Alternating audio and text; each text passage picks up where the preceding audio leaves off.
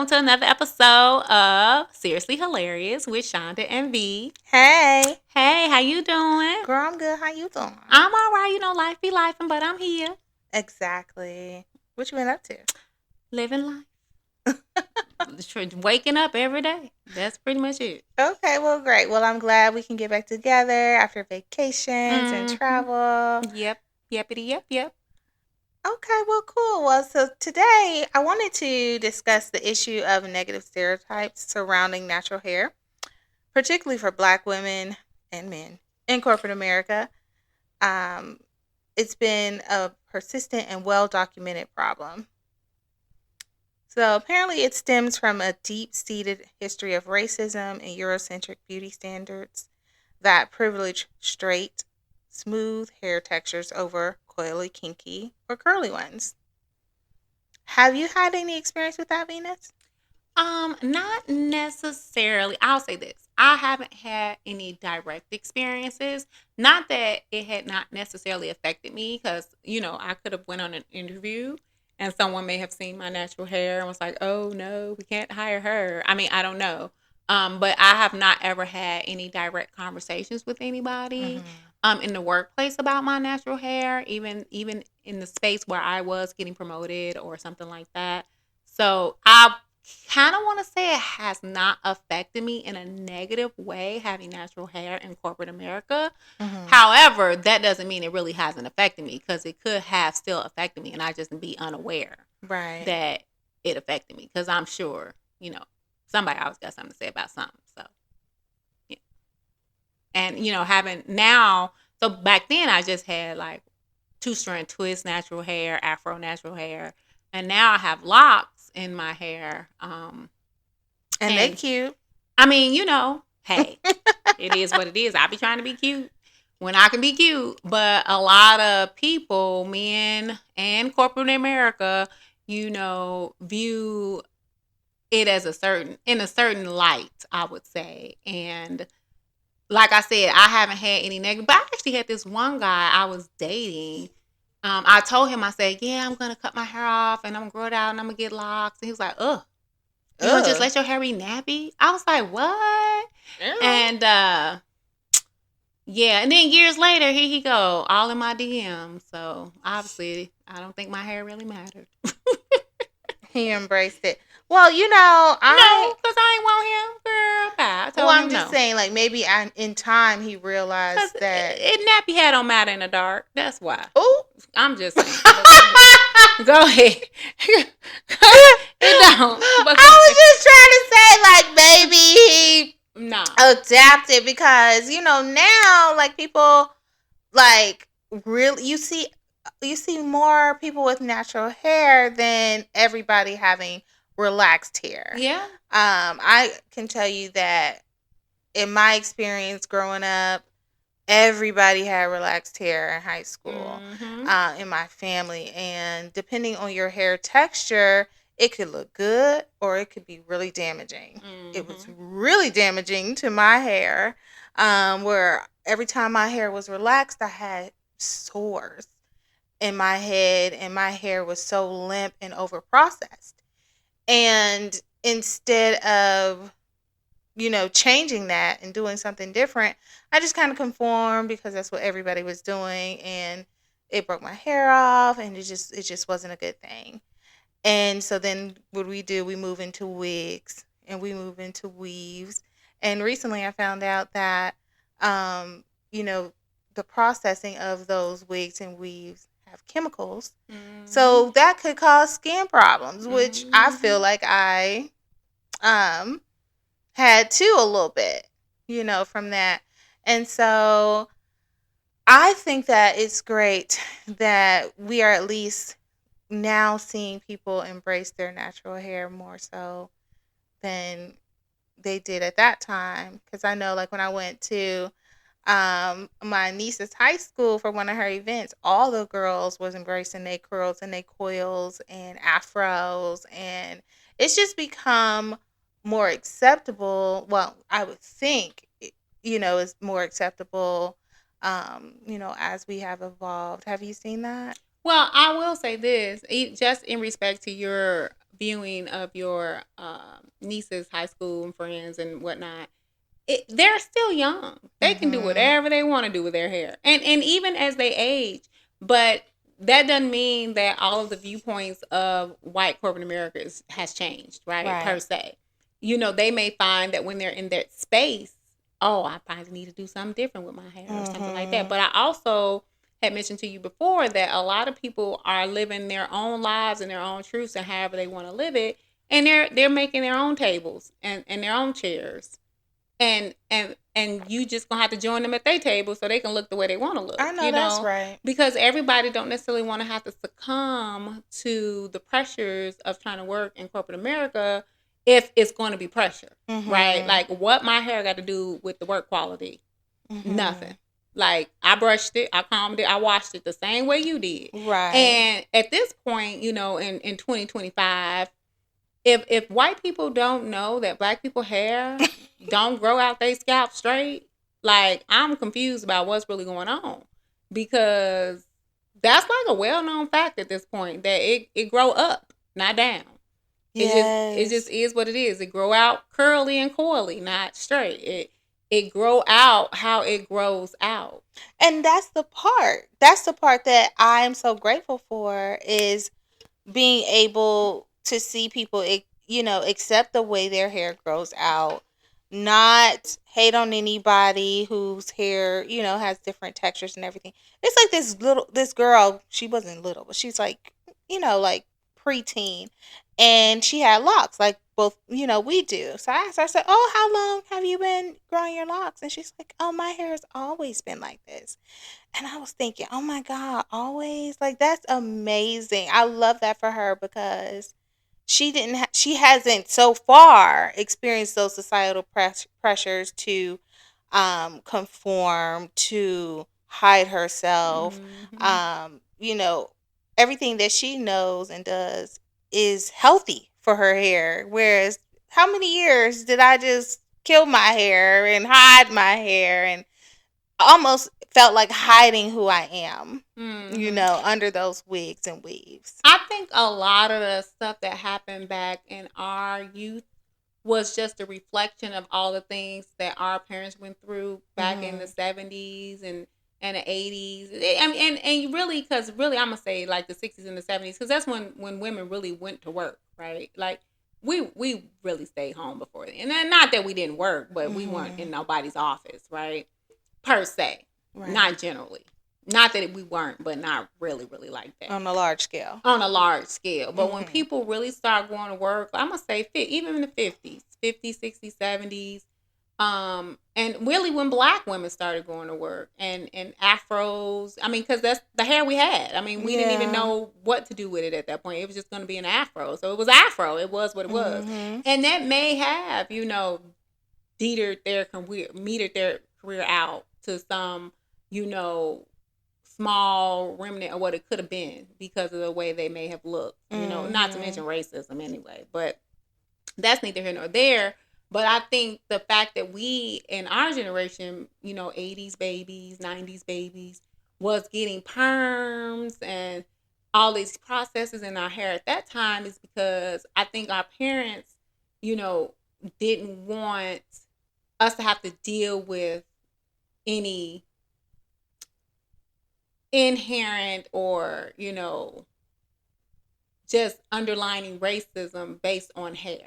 Just because because if your hair is already straight, then it's straight. So if you getting in there, it's because you smart. Ain't got nothing to do. Or your hair already, it is what it is. You competing with all your cohorts, white, black, blue, green, yellow, orange. And it's just based on your hard work, your this, your that. You know what I mean? Yeah. You did not get in just because you had, an afro or whatever. Like, your hair was already straight. Like, even me, I had a curl back when I was young. Okay, girl. Like 7, 8, girl. And then, I had natural hair, obviously. And then at some point, I don't even remember when I got my first perm. But I kind of want to say I may have had it at least by 10. I'll say by 10 years old, I probably had my first perm. I don't know. I can't remember. But either way, I had it, but it was never, like, I never really cared. I still don't care about hair. I never cared. But anyways, even when I started getting my hair done, like for real, in high school with a beautician, I would get my hair cut off. I really just wanted the pixie cut, right? I was like, ooh, I want short hair. That was just my whole thing. Even over the years. Okay, Halle Berry. Right. Over the years, as I have shaved my hair, I've shaved my hair off like 5, 6 times and may shave it off again. I have always just wanted shorter hair. That was kind of my goal. But now, as I want short hair now, and I do want a pixie cut now, but I don't want the creamy crack because nobody's trying to deal with that. Crack is whack in any shape, form, or fashion. So, unless it's chocolate raspberry mousse cake, but but I'm looking into pixie cuts for natural hair, right? Like something to do with my hair that's stylish and different, but still short. Yeah. And I don't really have to do anything with it, and it's not like all over the place and hanging on my neck and bothering me and blah blah blah.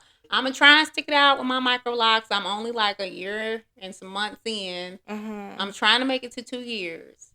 I'm trying. Can do it, and they look really good. Your hair's really healthy, girl. Bye. I want to be bald head, small head. But I think that looks cute on me. I like it, and it's kind of low maintenance. You kind of just wake up and walk out the door. But that's the point. You like it, and you can make decisions for yourself, and that's embracing who you are instead of shrinking. Whether it's for a job, your family, any type of compliance, or men, and so as you mentioned, yes. So I was thinking about when you were talking about how our parents and grandparents in the 60s and the 70s wore their hair natural and how they ended up conforming and processing their hair. And that's because there is also a stereotype that natural hair is like a way to be defiant. Like, if you think about Angela Davis and Black Panthers, it was militant. It was so, you have that stereotype. When it was really just us being our authentic selves. Right. And why is that such a problem? And I think that's one of the things that I love about this younger generation, embracing their coils and their curls and their differences. I mean, I'm sitting in that gymnasium, y'all, at this basketball game, and everybody looks different. You know what I mean? Of course, they have, their little behavior that's kind of the same, across what is it, Alpha or Y or whatever they are. Interesting. But as far as individuality, yes, it was everywhere. Like, some of the girls had like textured afros. They had not really like picked out afros. They had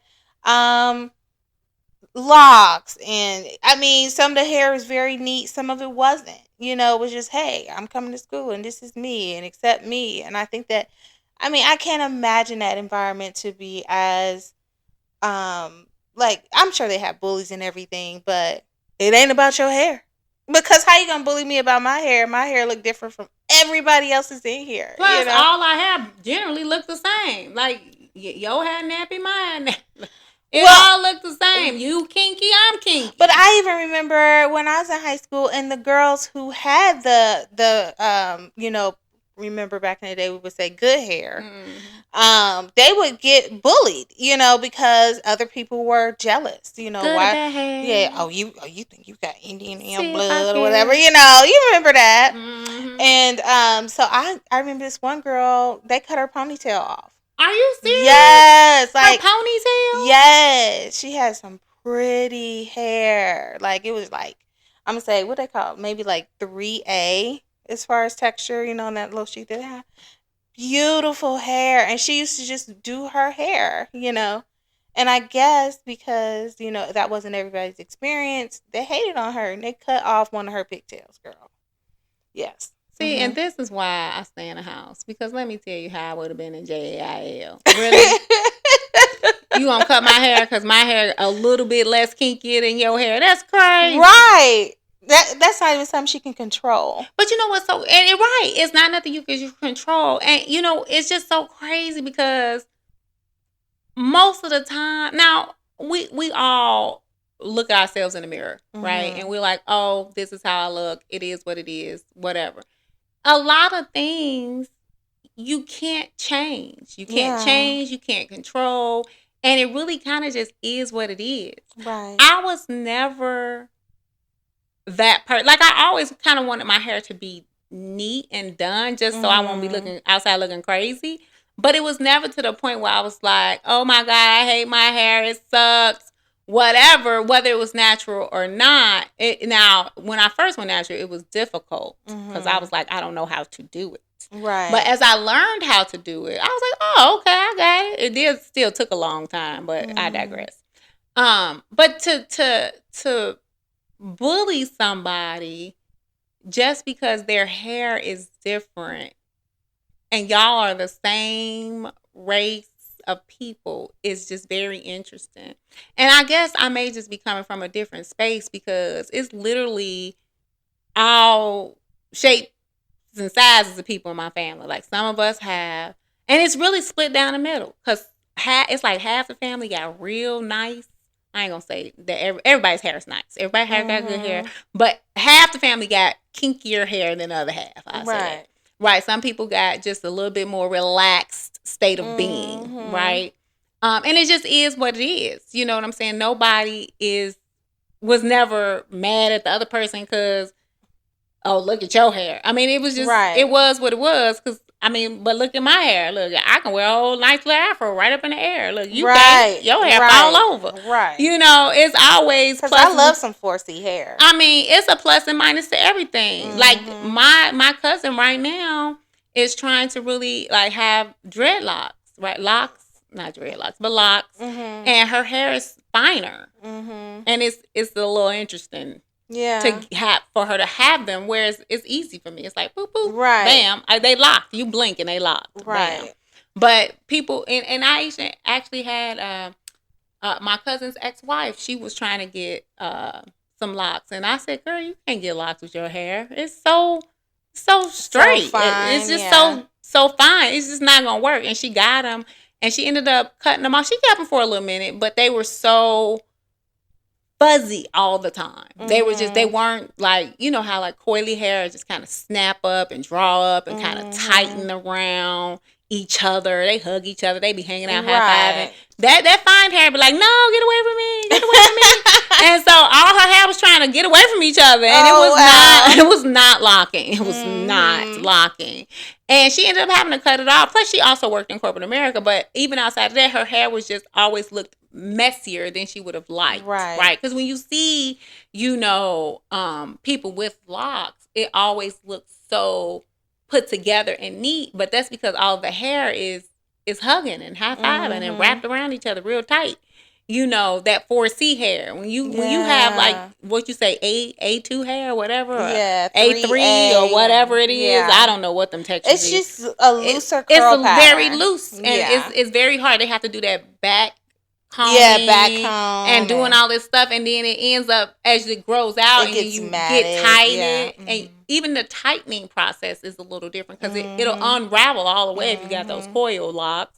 And then you got to really do it all back up again. Yeah. And it takes forever for it to get a kink in it a little bit so it can stay. And then it just ends up being fuzzy because the hair really don't want to be wrapped around each other. That's not its natural state of being. Right. Whereas coily hair is coils. Coils, that's what they do. They wrap around. They springy. That's what they do. That's their life. So it's just so crazy to, you know, I just could never even imagine. I don't think I've ever just been like, ooh, look at your hair. Like, if I'm going to talk about you or say something, it's going to be for something else. It ain't going to have nothing to do with your dang on hair. Like, not at all. Like, I don't think I ever really, I just don't remember. I mean, being a little kid in the ghetto, I'm sure we said some crazy stuff to each other.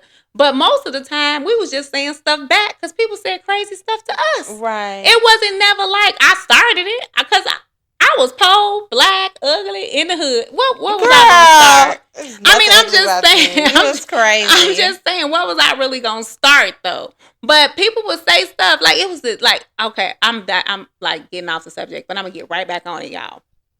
But it was this handicapped boy we used to play with in our hood. His man ain't had no legs and 2 fingers on each hand.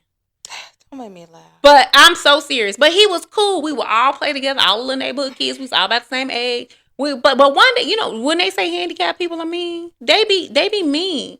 Because one day, I don't know what happened. But obviously, now we hadn't said nothing about him or anything. Nothing had happened. I don't even know what happened. But that's saying I know he was mean to us, saying all this stuff to us. And yeah, we said something back to him about him not having no legs. But now, mind you, we little kids though. Right. We not adults or even teenagers. I was not even a teenager yet. But we was just like, why would you, like, what is you doing? But then after that, everybody stopped playing with him and his sister. Mm-hmm.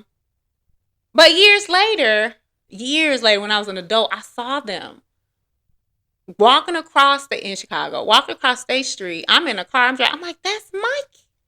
Oh my God! And he was walking?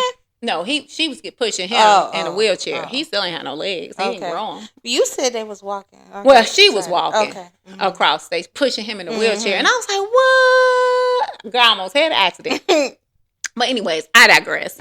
But going back to the hair, yes, what you said, because ain't no way. It's just crazy somebody cut off their girl ponytails. I mean, if you feel inferior, right? If you feel inferior. Yeah. And if society is telling you, oh, that's pretty, and what you have on your head is not, it doesn't look like that, you know? So that's why, so I just love that to see that, you know, this younger generation does not have those hang-ups to deal with as well. They don't have that along with the other barriers. Yeah. I'm kind of glad that they don't have to deal with it as teenagers. Especially high school got so many other things that you need to be trying to focus on. You ain't got time to be dealing with no dang on hair.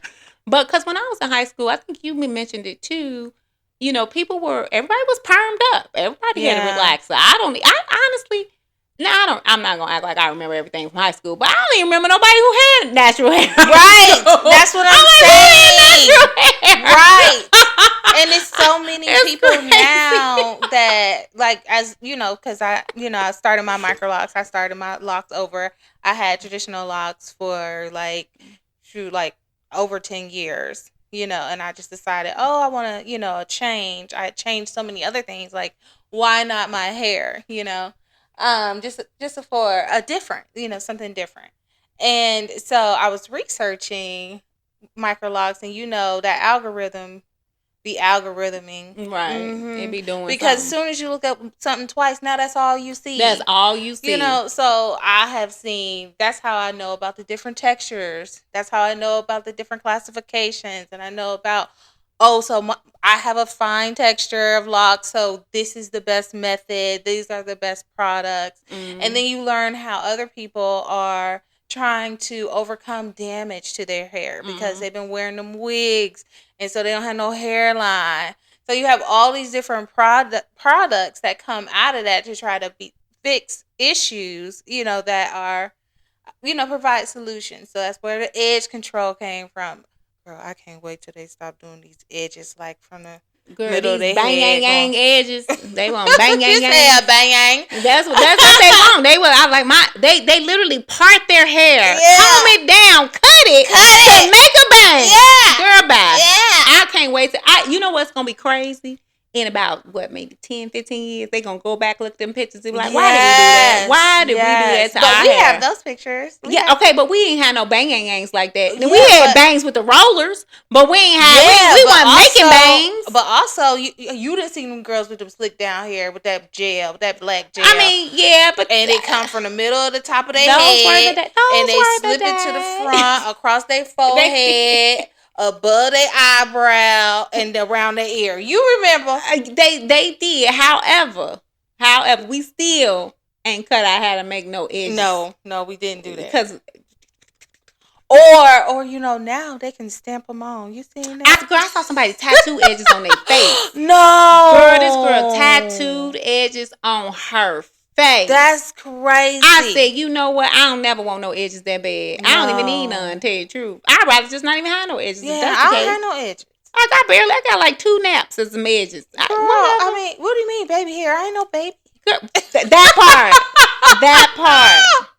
And then I'm just always like, so back when we was young and we would wear our little ponytails and stuff, we would brush all of it back. Yeah. And even if you putting gel on it, you would gel it all back. Yeah. Everything would go back. Yeah. It wasn't nothing wiggled around. But what I'm saying to you is the wiggle around came from the fact that when they glued their hair, now they don't have any hair right there. So they needed to bring some forward. Yeah. You know, it's a lot of hairstyles that come from somebody trying to fix their hairstyle. Like, I read that Cassie ended up not on purpose shaving half her head off, right?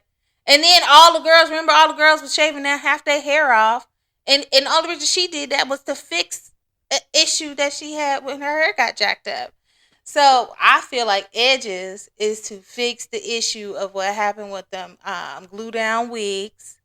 Because y'all don't have no hair on your perimeter no more. So you start drawing it on and pushing it forward, and now everybody doing that. Girl, let me tell you, won't he do it? Because I ain't never. You know what? I'm so glad. Sometimes I'm not overly focused. Like I told you, like you was talking about that dang on pimple, and I was just like, girl, I can't be worried about no dang on pimple. And you know what's so crazy? I literally had a pimple on my face the other day. It's gone now. You know why it's gone? But you know what? I'm gonna tell you one thing about you. It. I'm gonna tell you one thing about you. The things that you really don't care about, you don't have to care about. You know you don't care about hair because you have hair. A full head of hair. But even if and it's pretty. And so a lot of people, my cousins, my friends, who have full head of hair and it's pretty, they don't care about it. They don't appreciate it. It's when you don't have something. You know, look at your skin. You got buttery, smooth skin. Girl, of course you don't care about a pimple. You get one every 6 years. You know what I'm saying? Look. But I like my little, what is it, a pimple patch? Girl, that thing was so cute. You look crazy. What's wrong with your face? I'm like, why she got these stars sticking out her face? Like, what's going on? Girl, I didn't know what was going on with your face. I was like, I know you lying. Girl, bad. So let me tell you something. So you say that.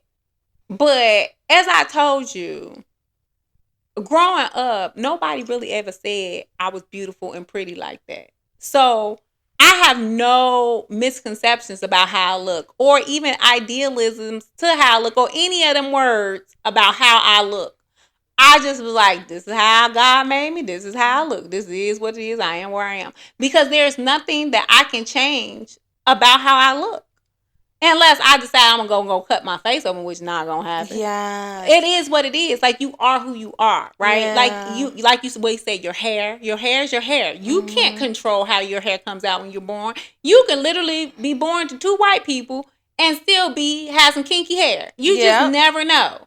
You know what I'm saying? You know, you can't really control how your skin is. Now, you can try and alleviate some of the things with what you eat and what you put on it and stuff like that. Mm-hmm. But in all of the world and all of the things, your skin gonna be how your skin gonna be.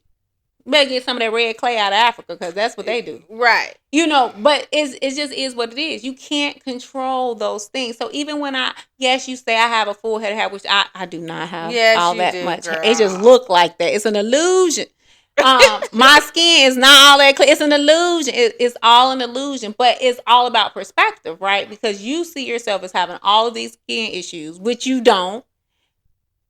You think you do, but like you said, we are our own worst critics. Right. You think you do, but you don't. Your face does not look bad. Because if it did, I'd be like, ooh, Shonda, girl, no, you we wouldn't. Need to get you. Yes, I would. Nah, that boy didn't have no legs, no arms. You ain't talk about him. I didn't talk about him because he can't help it. He can't grow back no arms. We could probably fix your face, but he can't grow back no arms. And that's the thing. Don't talk about people for things they can't change. Exactly. And that's why I be saying about you be talking about your dang on face all the time. I'm like, girl, you can't even do nothing about it. Because even if you fix it today, let's say you get it all together how you want it. You know what you're going to have to do? What? Keep doing all them 50 things you got to do. You know and who going to want to do it? Nobody. Every day. Everything that we do, we have to continue to do. That's my hope. So my friend, she had real bad skin, like bad. It was always bad. And she always was like, whatever. So she got on that. What's that?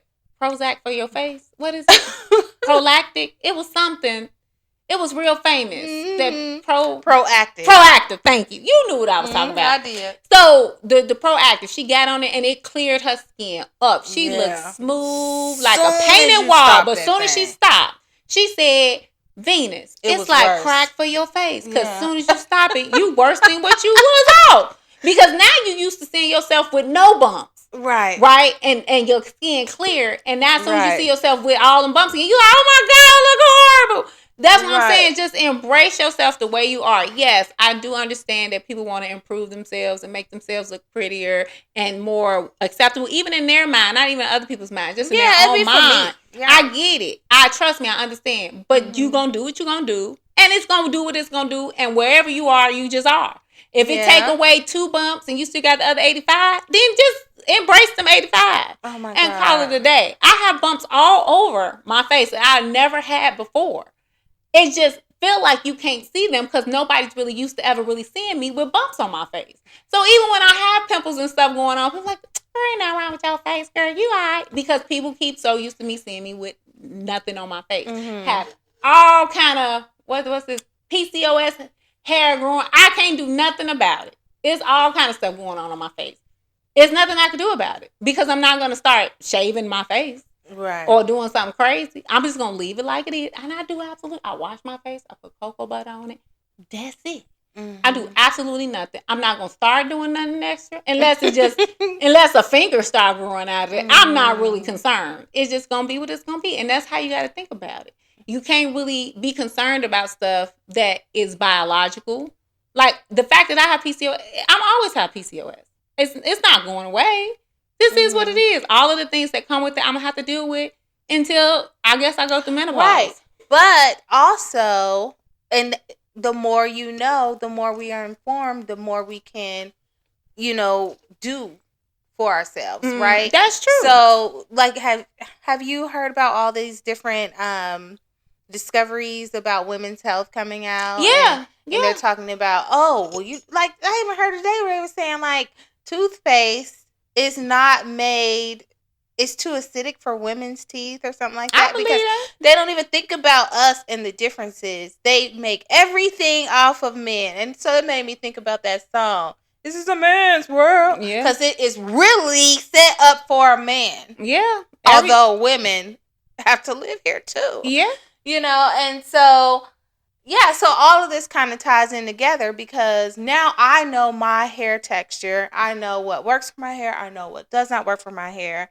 I have a focus of growing and maintaining and caring for my hair, which is different from how I grew up, where it was all about how can I make this perm work or how can I conform to a Eurocentric standard. Or make my hair look straighter because we would perm it and then flat iron it. So now it's straighter than it was. Over and over again. And you really burning your hair out. Yep. And it was like short-term benefit and then you creating long-term problems. It's so many people that will go to the hairdresser and just get they weave on and not take care of their natural hair. Yeah. And that's what I was saying. Like even about your hair, your skin, whatever you're doing, I'm all for everybody having healthy hair, healthy skin, healthy bodies.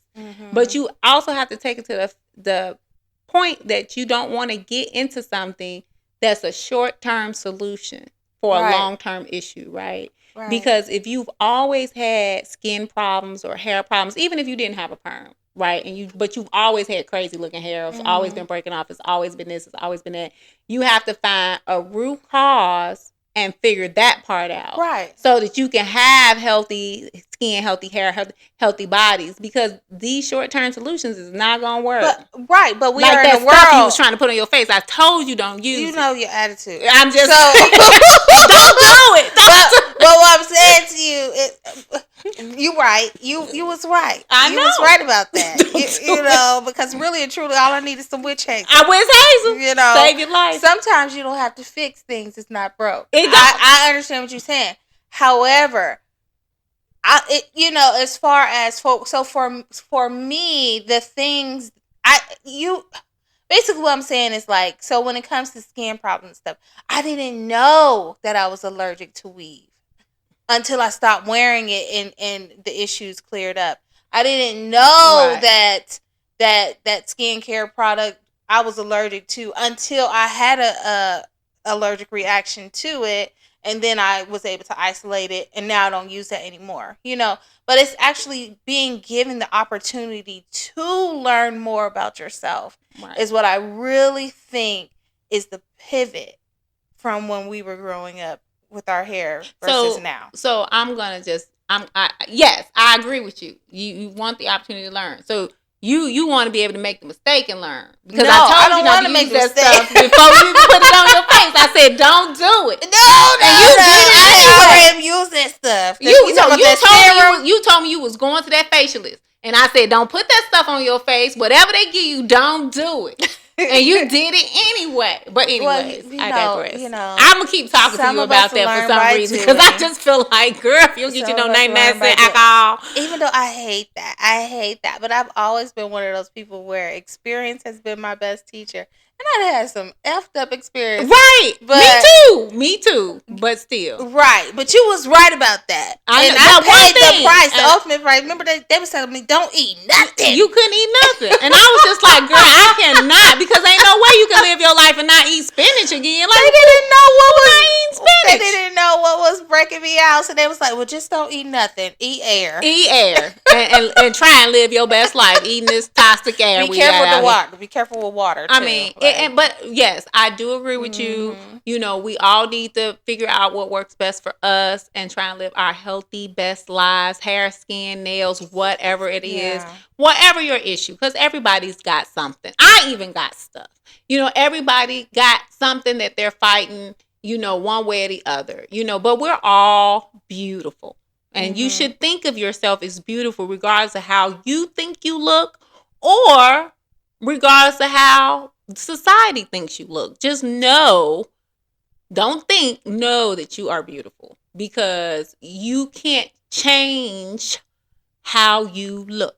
And even if you think you can change it, guess what? You changed it. Okay, you went and got your BBLs and LMLs and LMNOPs and all these surgeries and facials and this and lifts, and guess what? Your kids gonna come out looking just how you look. Right, because all you did was Band-Aid it. Right. You ain't changed your D, N, or A, so it doesn't even matter. So now you're going to look at your kids in some weird eye just because you're like, oh my God, look at these kids. They don't look nothing like me. But you don't even look like you. You don't even look like you no more. So let's all just embrace ourselves as we are. Yeah. Now some people may have different issues. I know people, I don't like my nose. I know a lot of people like, I don't like my nose. But I never liked my nose. But I will also never change my nose. Sometimes I get frustrated with my hair. I actually love my hair though, but I get frustrated with it sometimes because it just takes so long for me to do it. But I'm also not a professional hairdresser either. That's not my career choice. So yes, it may take me a while. It may take you a while, but you shouldn't give up on your natural pursuits just because it may take you a couple of extra hours, and you better set aside a hair day because that's what I did. You just got to do what you got to do in the pursuit of your own happiness. Yeah.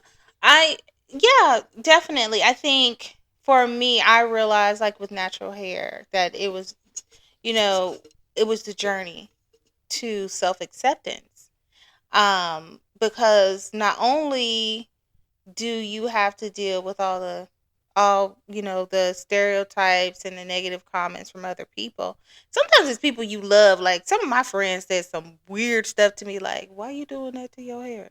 Because they got so used to me with wigs and weaves and everything like that. So when I bust out with a itty bitty afro, they was like, you want to go around looking at that? You're 22. But that's when I started because I was over it. I was over hiding. I was over the Band-Aids, and you're right. Everything that you do, you have to continue to do. You have to continue. But we are in a world where, they don't fix the problems. They just maintain the issue. Yeah. Like think of healthcare. Like, did healthcare really heal you? No. They just pacify the situation. So that's what that wig was doing. That's what, So I think when it comes to hair, to get back on hair, the journey is to self-acceptance, to looking in the mirror and loving what you see and loving at what you every see step. at every step. And with these lock journey, it's different stages of the locks. Right now I got baby locks. Eventually they will be teenage, then they will be mature. And I have been through this because I told you I had traditional locks. But you don't love every stage, but you learn to be patient. So that's apparent in every area of your life, right? So yeah. And I know, like, we've been talking about hair. We've mostly been kind of touching on women's hair, but men has had issues in corporate America too. Obviously I'm not a man. However, I have known some men who went to law school, may have graduated with some locks, or some afro, or small afro, with their little, what they call it, lined up, but it was still afro. And they were encouraged in the workplace to cut their hair in order to be more mainstream and acceptable in the law firm and in the law environment, courtrooms and things like that. So, all of this bias towards hair is not just women, it's men too. It's just black hair in general, and black men tend to do whatever they do and maybe want to do other things. They cut it off. Obviously, a lot of black men you see have small, I guess what they call it, bald fades. I don't know, whatever they be doing with themselves. And lining their hair up and cutting it low and being professional, but they may actually want to grow it out. They like, crap, I want to grow my hair out so bad, but don't feel like that it would be acceptable in their line of work, right? Yeah. Don't feel like they will still be where they are or get where they're trying to be because their hair looks a certain way. And I think I've also seen that, occur in the music industry too. You see a lot of rappers and things like that come into the industry one way, and then halfway, midway through, as they try to, transverse the industry and other aspects of the entertainment world, they end up cutting their hair, or changing their appearance, drastically, so that they can do other things because now they're more mainstreamly accepted. So it is most definitely something that we are all dealing with as a people, to one extreme or another. Whether it's indirectly or directly affecting you, it's still in your realm of, experience, where we have to be mindful that, if they won't give you a seat at the table, by all means, as I mentioned, just go ahead and make your own table. And then also, because as far as black women go, we are the most educated population in America. So ain't too many people gonna not be able to work with us because we know all the things. We know all the things. So we got all the skills, all the degrees, and we can really have our own businesses and just contract out. I'm just saying, word, giving y'all some word right here. Some nice little advice if you ever feel like, I don't want to do it no more. I want to just do it for myself.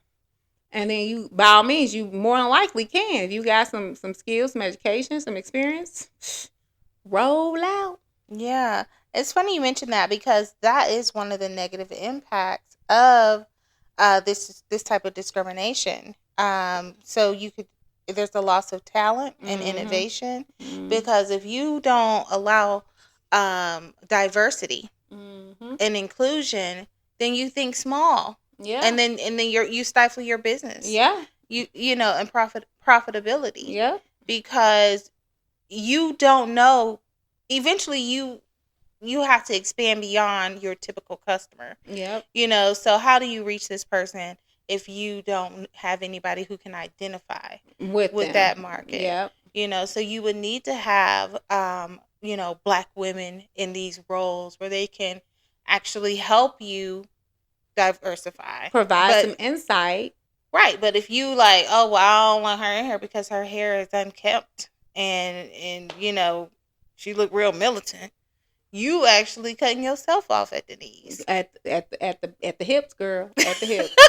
At the hips. At the hip. They do it to themselves all the time, and they think they winning, but long term, they end up hiring you back anyway. Like crap. Right. One is in the shape, form, or fashion. Like I said, even if they have to contract, even if you're not directly working for them, they still paying you to do a service because they're gonna contract out and be like, okay, we need some help on these things or some, whatever. That's why I always tell people, like they used to always say, don't judge a book by a cover. And my hair ain't got nothing to do with the work. Is the work getting done? Is the work getting done right? Is an exceptional. And 9 times 10 with black folk, it's amazing because we always got to work harder than our counterparts. So the work is working. Right. Regardless of what my hair looks like. And it's not like 9 times 10, we not coming to work looking just all outside kind of crazy. Right. It's done.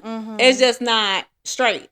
It's combed. We washed it. It's just not straight. It's styled. It's just not straight. It's everything your hair is. It's just not straight. Right. But see, and so, it makes you think about, like, what is the purpose? So does it make you uncomfortable because I don't look like you? Is that the reason? Because what else is it? Because like you said you're knowledgeable, you're resourceful, innovative. So because I don't look like you, that's the problem with me being in this setting? Like, how small is that? How crazy is that? Right? Like, why? Like, y'all don't look like me, but we still be like, hey, come on over here to the cookout. Like, I wouldn't want to work in that type of environment. Nobody would. Yeah. Because it's crazy. But again, like I said, I've not ever had anyone directly say anything to me about my hair.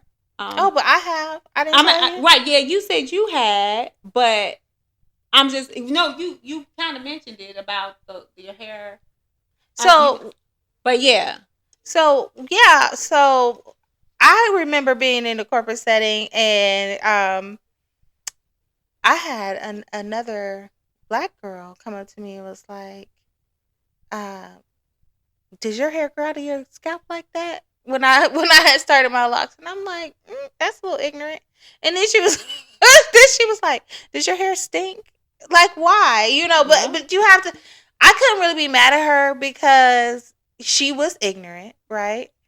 And that was a stereotype of somebody with locks, and so at least she had the confidence to come over to me and ask me, and I was given an opportunity to debunk this myth, but that's why I said the journey wasn't just about me accepting myself. I also had to be in these uncomfortable situations and defend myself and my choices of how I want to live and present myself to the world. And so it created an uncomfortable environment at times, but overall you learn and you grow. You learn by doing, right? So I just embraced it and just let it be what it was. But that's unnecessary at the end of the day. And that's why I wanted to talk about this, because I hope that as this younger generation enters the work field, that won't be something that they have to deal with. I would hope not, because and it probably won't, because everybody working from home now these days anyway. These new age kids ain't going to nobody's office. They gonna be at home in their pajamas working from that computer, doing some AI prompts or something. But at the same time, we thought with COVID that we was all gonna be at home. All the companies were profitable, but what did they do? They dragged us right back into the office. Now, I still believe that COVID did spark a whole new work from home revolution, right? A lot of companies realized we can be just as productive with our employees at home, right? Because nobody really needs any micromanaging. I don't need you over my shoulder. Now, some companies feel like because they have these leases, because a lot of companies have 10-year, 20-year leases in these buildings, they're like, well, we paying for y'all coming back, because if they break it, they still got to pay out most of the lease, if not all of it, right? So they're like, well, y'all got to come back. So suffer. Right. So I think it was the external factors, right? Because it's all a trickle down effect, right? Yeah. Because if you don't have to go to work, right, then that's less gas. Yeah. That's less, like you said, occupancy. That's less people going to lunch, at these restaurants. Yeah. So, you need people away from their home. Clothing. right? Yeah. Because you put on the same shirt a couple days. Who gonna tell you? They can't see you. As you say that, a lot of things, also other things happen. People was at cooking more. People were healthier. Yeah. People were going to the grocery store more. Spending time with their families. Spending time with their families. They were even more productive at work. There's studies that show you are more productive if you work from home because you're not having to sit in traffic. Right. You don't show into work, wore out, like, oh my God, let me get myself together. Because you show up to work at 8 o'clock. The first 10, 15 minutes, you just getting yourself together. Right. You're not even working. However, if you roll out of bed at 7:55, you turn your laptop on, you like click, click, click, click, click, click. You right at it because you ain't got to get dressed. You don't have to sit in traffic. You don't have to deal with people. And then while you're at work, guess what else is happening? People are stopping in your office, chit-chatting, so now you're less productive. People are calling you away from your work to come ask you about this and that. And understand, yes, we all like a collaborative environment. Generally, however, you don't necessarily want people bothering you throughout the day on a regular basis because now you're not as productive as you actually could be because your thought processes are interrupted and all other kind of things are happening with your brain processes. Whereas when you're working from home in your own quiet space, you churning it out. You come up with all kind of ideas like, oh my God, I just thought of something else. Let me email and make this report and make it amazing and set up this PowerPoint and do this and do that. And everybody's like, what? Look at her. So we need to blame capitalism. Right, because it's a trickle down, like you said, it's a trickle down effect, but it's a trickle down effect in several areas. It may be positives in some areas and negatives in others. But then if you think about it, if everybody worked from home and had a home life, like that, like where they're already at home when they get off work, that's what they're more than likely probably going to do.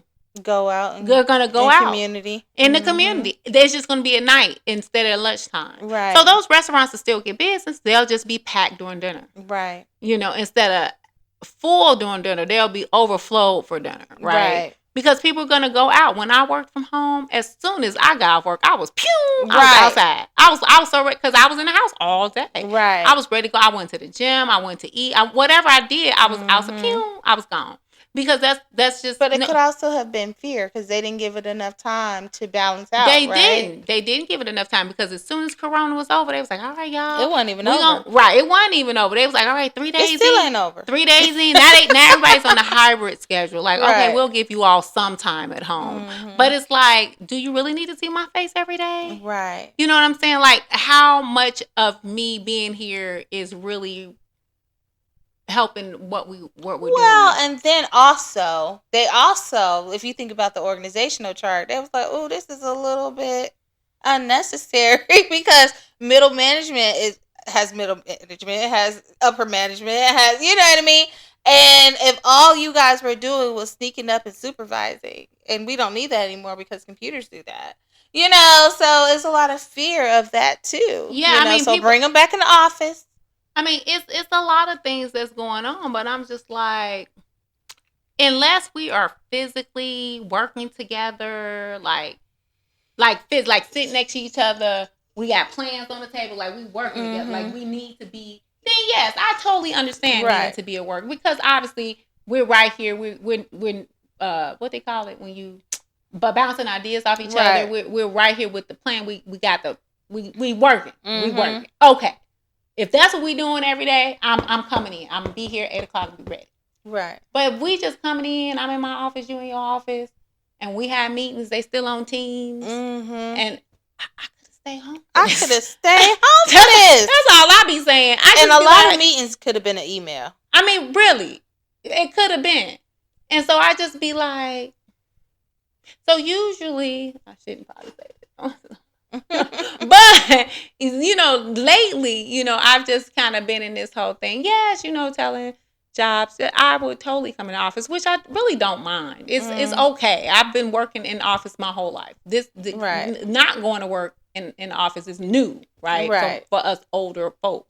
So it's not even necessarily a big thing. However, I have also been a big advocate for myself in the workplace because even at my last job, I was just like, why we gotta be here again? Right. Because I could do this at home. Right. Like, and better. And right. and more focused because y'all not bothering me. Because I swear, every time I get 2 seconds and I'm ready to dive in, so popping in my office door. Yes.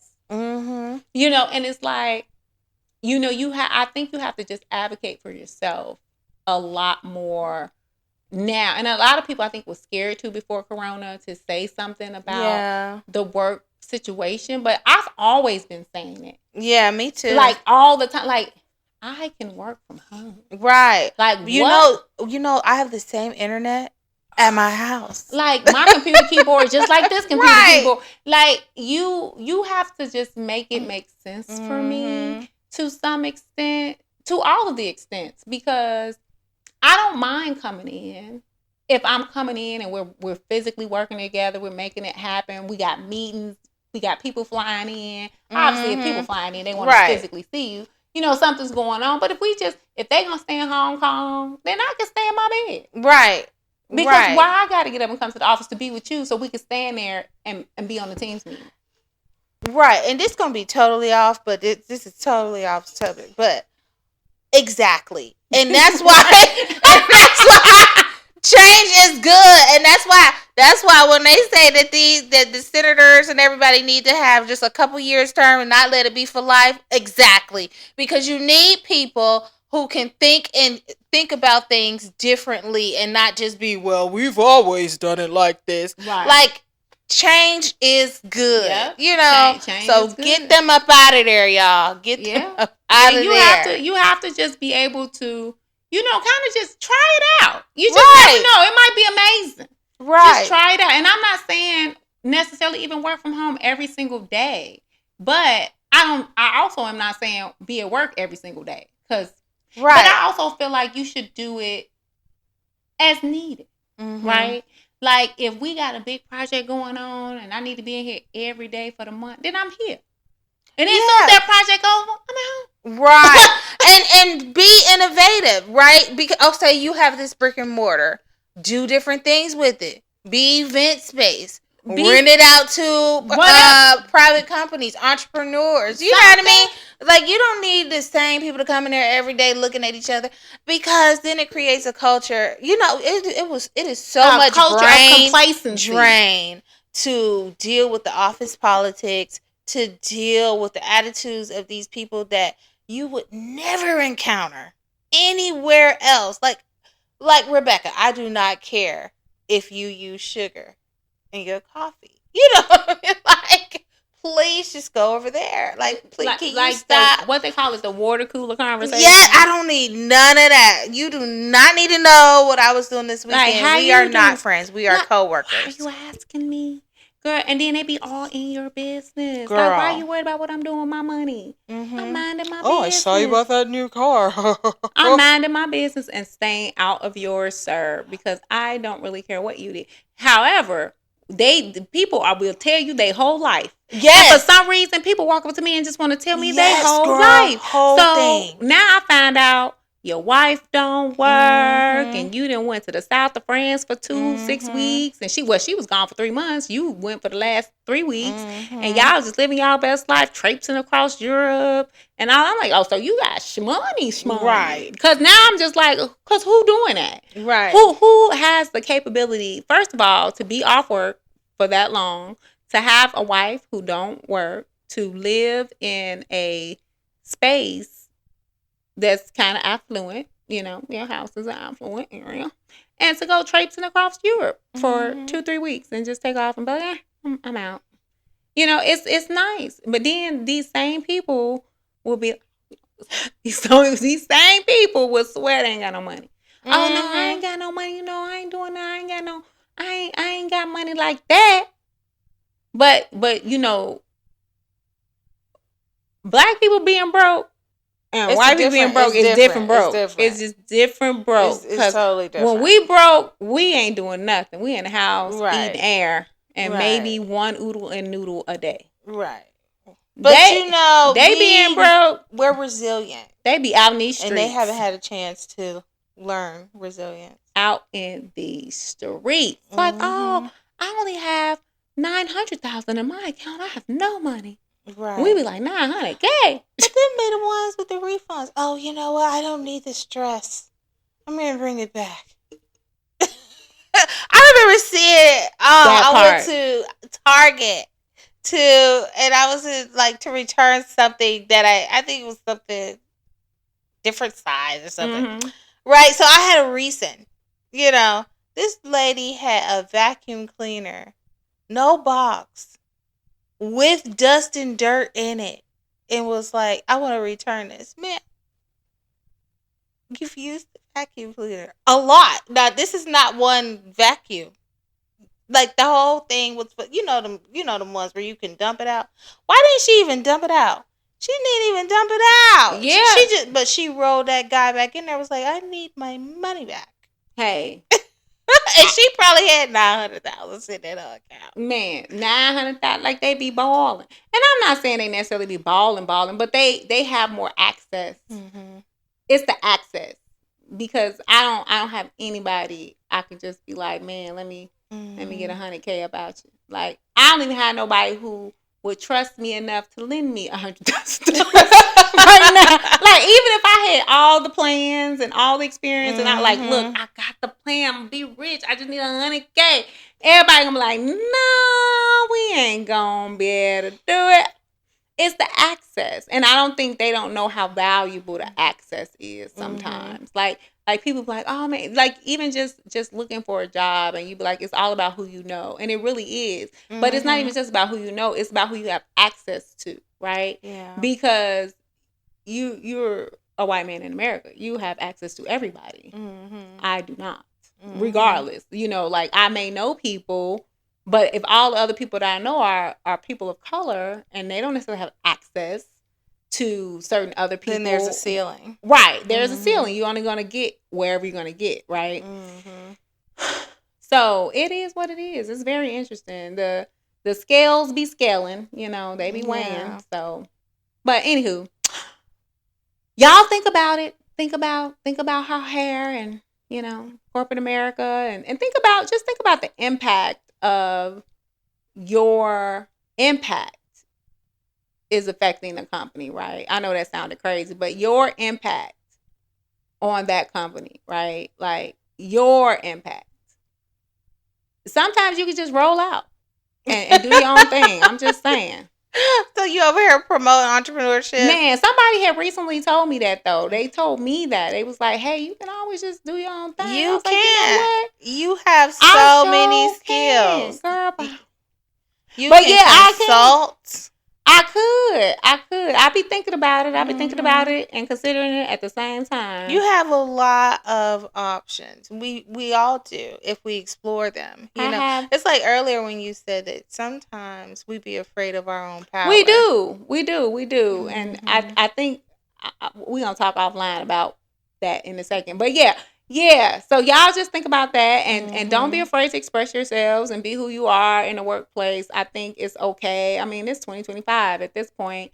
And like I said, if people don't know that your hair it's kinky at this point, I'm just confused, because I'm be like, now wait a minute. Now they knew back in 1400 whenever, but you really should know by now. Like y'all, I mean, everybody done integrated marriage and everything. Everybody should know how to it just is what it is. So I don't necessarily think that should affect any. And then they made that whole Crown Act where, but it's crazy they had even make a Crown Act. Like, then now y'all gonna accept my natural hair in the workplace. First of all, sir, this is the hair that grew out of me. Like, what y'all talking about?